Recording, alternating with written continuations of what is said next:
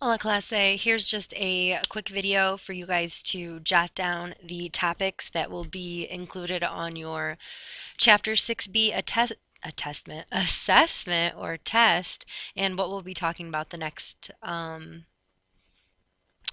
2 weeks, a little less than that, in class. So, your Chapter 6B topics, as you already know, your vocab discusses life events and descriptions of people.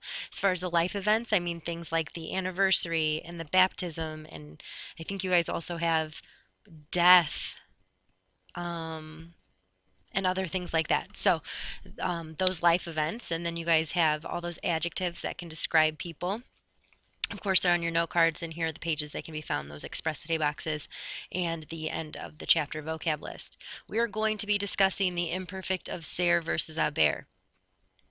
A lot of times people confuse them because they both have be in their translation, but they are very different and they are not interchangeable.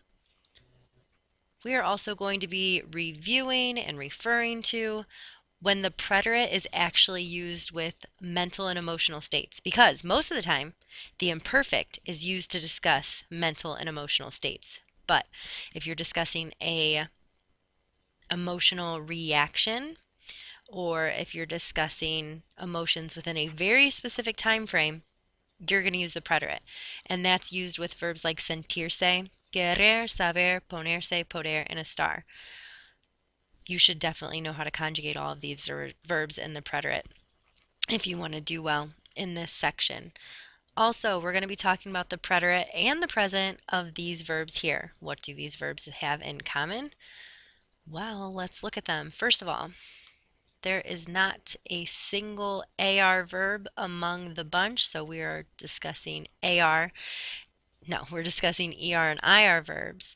And if you look closer, right in front of, it's hard to draw with a mouse, there's a vowel right in front of the ER or IR ending. This should mean something to you if you ever look over, study your golden ticket. So that is something to think about. That's what these verbs are about, and because of that, they conjugate differently in the preterite tense. Also, you will be responsible for knowing how these verbs conjugate in the present tense.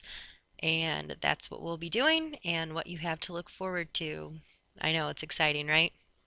Ciao.